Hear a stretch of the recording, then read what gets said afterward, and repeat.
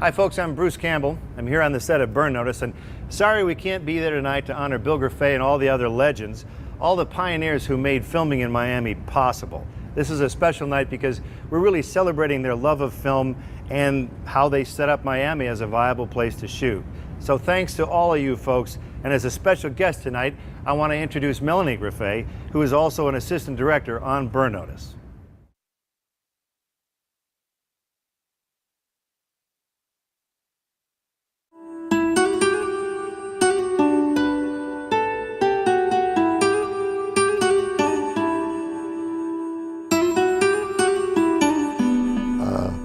Well, this insane business I've been in for about 125 years, and I thought I wanted to be an actor, and I did the summer stock bid in the Maverick Theater in Woodstock, New York, with a guy that went on to become pretty well known, Lee Marvin, the actor. And then I did some stuff over in Chatham on the Cape and off Broadway.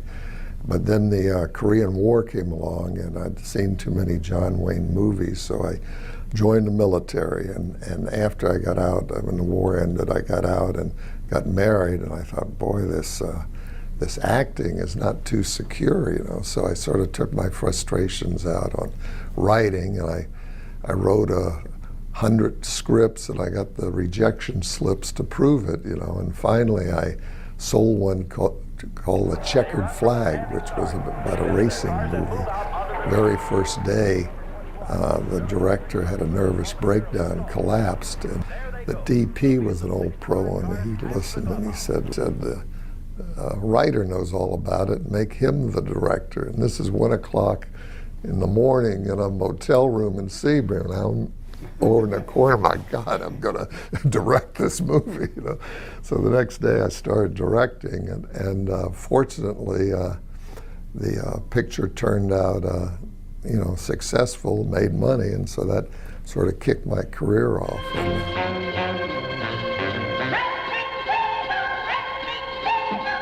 Racing Fever was actually the first film that I worked on with Bill, and I didn't realize that that was actually kind of in the beginning of his career, I think, too, as a director.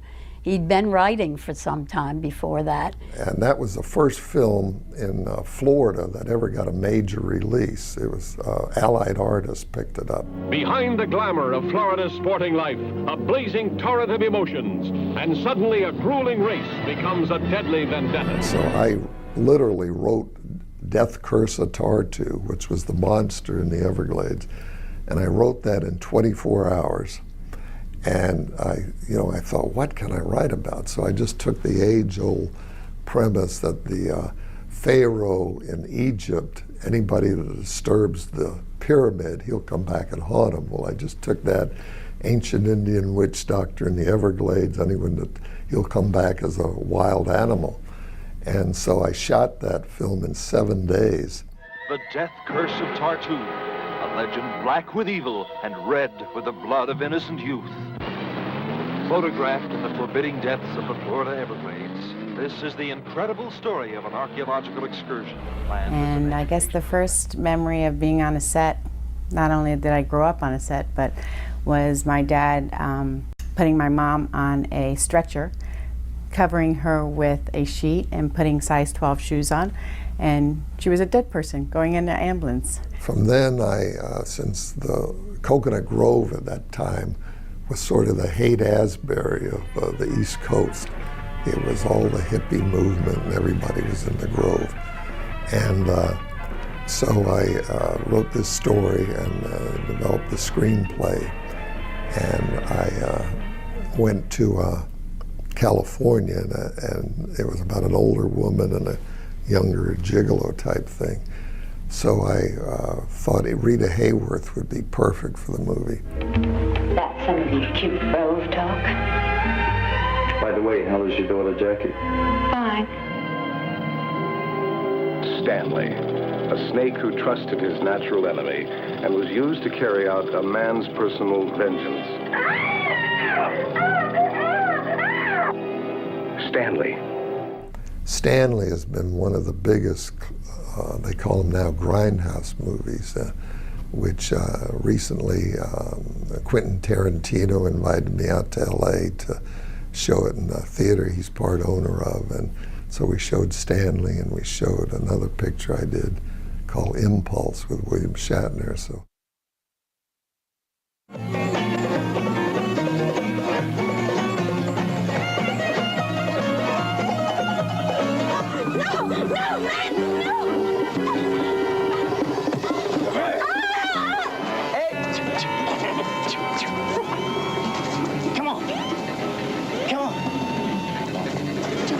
Style, fast, furious, didn't waste time, knew what he was doing, complete professional.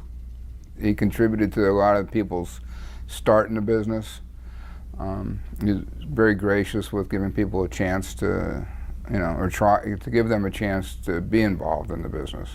I had written a script called Mako, Jaws of Death, which was, since Stanley was successful, I thought, well, I'll keep with the animal trend, but this was about a guy that loved sharks and had a communication with sharks.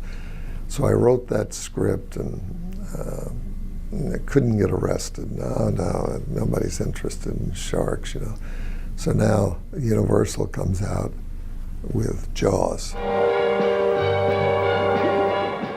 And when Jaws came out, it was like the biggest grosser in film history. Everything was sharks. Life magazine, Time magazine, everything, shark. Well, my phone rang off the hook because distributors and investors who had read my script like two years before, they knew I could shoot it immediately. So anyway, I got the money immediately, shot the film. The first job I worked with Bill Grefe was on Mako, Jaws of Death. My job was to catch the sharks and to be the shark, and Bill would strap a fin on my back and tell me to swim like hell in all kinds of places, from drainage ditches, canals, lakes, rivers, finally the ocean, places you would never think a shark would be. That was me. Universal had not released Jaws in Europe yet, so I edited up a 7-minute promo reel. And we ended up beating Jaws out in Europe, and we had our money back off that 7-minute promo reel before the movie was even edited.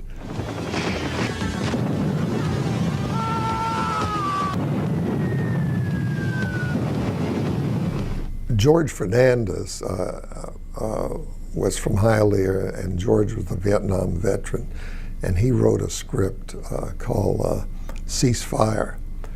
And so went to LA, and we hired this actor who had done A Boy and His Dog, a guy named Don Johnson. Please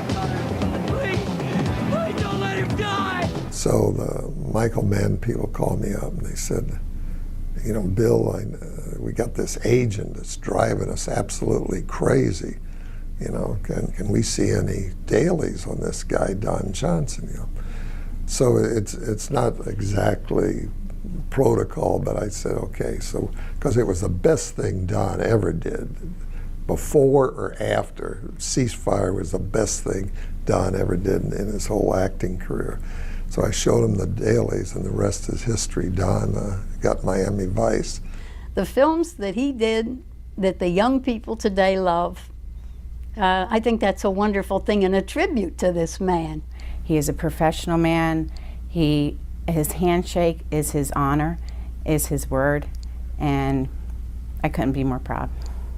Anyway, I keep busy in the film business because once you get it in your blood, how are you going to get it out? There's no way.